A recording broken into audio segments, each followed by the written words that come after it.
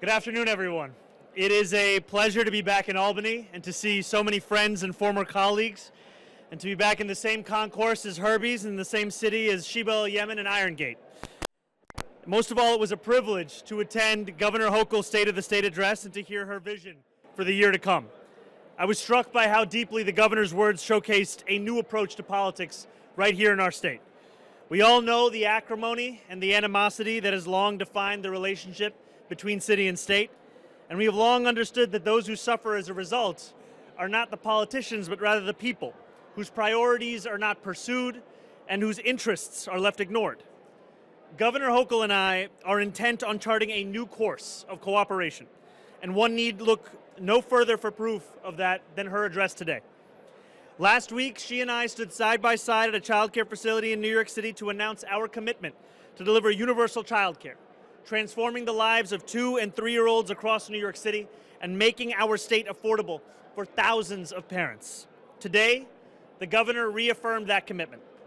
For so many New Yorkers, this is so much more than the fulfillment of a campaign promise or the realization of a policy priority. It is the assurance instead that New Yorkers need not any longer consider the choice between raising a family and the city that they love. And while I look forward to learning more about the specifics of some of the governor's other proposals, there was much that spoke to our shared agenda of affordability and safety. I am excited by her efforts to lift burdensome regulations so that we can expand our housing stock. And I'm glad that the state is taking action to drive down high rates of auto insurance, which disproportionately hurt residents' bottom line. I look forward to working with the governor to tackle the mental health crisis by investing in mental health resources and to lowering the cost of utilities. And I was moved by her closing commitment to stand for New Yorkers' rights and to support the many immigrants who have made our city and this state our home. I am one of them, as are many other New Yorkers. And at a moment which feels so frightening and isolating, as well as alienating and exhausting for many, that solidarity, supported by the power of the state, is no small thing. For the New Yorkers who watch today, I hope the takeaways are clear. The future of our state and our city is strong, and it will be defined by working creatively and cooperatively on behalf of our government for the people that we are so fortunate to serve. Thank you all so much. One question at a time, please, on topics about today's address. Go ahead. Besides Trump, you were the most named official in Hochul's address. She's up for re-election. Is she using you and your popularity to bolster her own re-election bid? What do you get out of it? She already said she's not going to do the free buses. She did, as somebody described to me, a half job on your child care proposal, which was 6 weeks to 5 years. What else are you getting out of this? And is she kind of using you here? I truly appreciate the partnership that I have with Governor Hochul. And what I would say is that the delivery of universal child care, fixing 3K, delivering child care for 2-year-olds across our city, this is something that won't just be measured in the language of a campaign promise, but rather in the bank balances of thousands of New Yorkers. Because as we all heard the governor say, the cost of child care in New York City can range from $26,000 a year to $40,000 a year. And what this kind of a policy will do is transform that family's ability to stay in New York City. Do you have any advice for All right, her go, for Marcia. successful Sorry, re-election bid? Go ahead, Marcia. I think the governor is doing a good job, especially in delivering on the affordability agenda. Hi, Marcia. I'm going to just come over. My question to you is this. She did talk about affordability, and she did talk about child care. She didn't talk about the other campaign promises that she wanted to give. No tax to rich, no free buses, and some of the other things that she brought as a very good issue. What's your reaction to that? And do you still hold out hope that you can get some of the campaign issues? There is no question that New York City requires additional recurring revenue.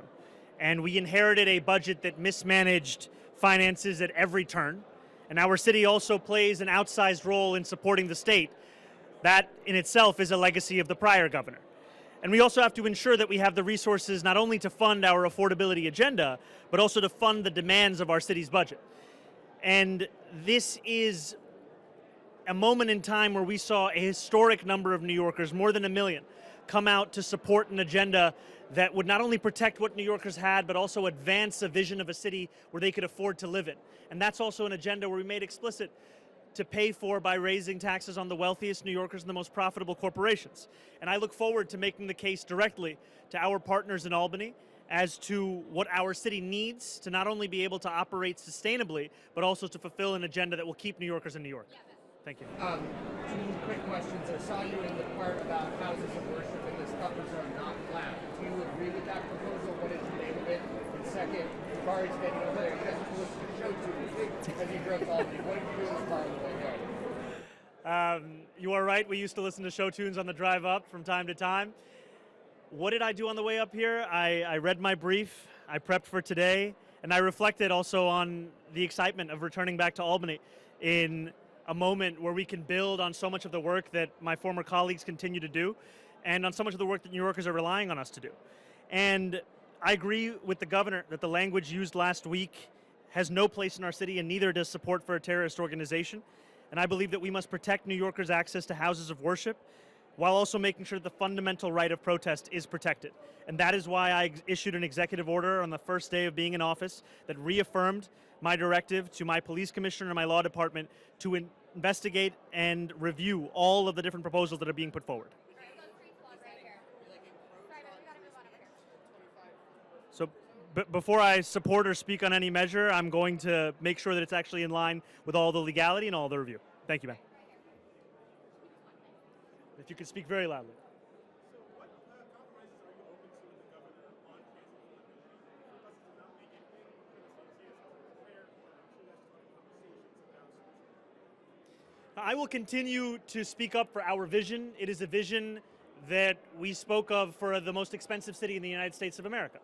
And we spoke about universal child care, and today we saw the governor announce our shared commitment in delivering that for New Yorkers. And as you've said, we also spoke about making the slowest buses in America fast and free. This is something that is critically important, not just because we have buses that crawl slower than you and I can walk in New York City, but also because when the fare was $2.90, 1 in 5 New Yorkers couldn't afford to get on the bus. Now the fare is $3. This continues to be an issue, and so I'll continue to advocate for this. And what gives me a real sense of hope and confidence is that the greatest accomplishments we've ever had in the fight for free buses has come through Albany in the past, and I continue to believe that it can come through Albany in the future. Sorry?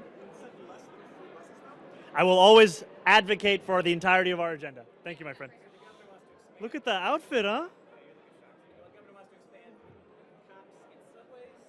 She also wants to expand the scout outreach teams. To me, this seems like it would conflict with your plans for the Department of Community Safety. How do you square that?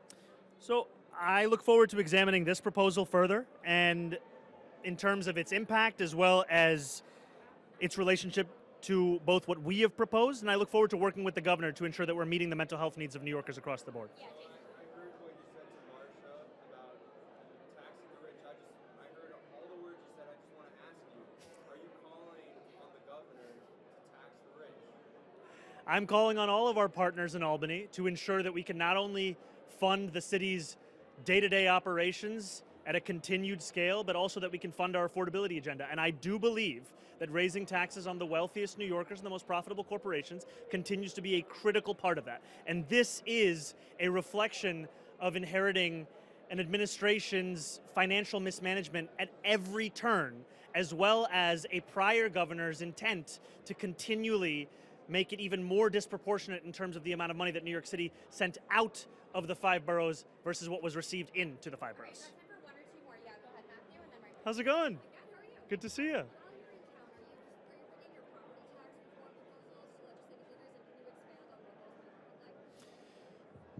Property tax reform continues to be a part of our Albany agenda, and it is an example of looking to right the wrongs that many New Yorkers have had to live with on a day-to-day basis. And this is a system that is broken. This is a system that needs to be changed, and it's a system that can only be done so with the partnership of Albany, and I am optimistic in our ability to do so. It's a part of the larger conversations we're having, yes.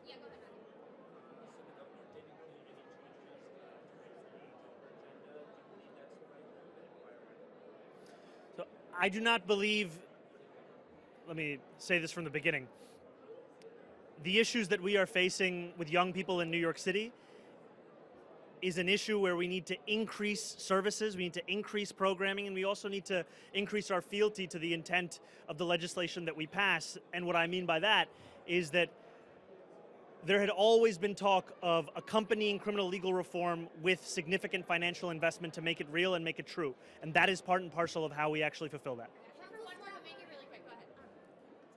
Hello. How's it going? Good to see you. Yeah.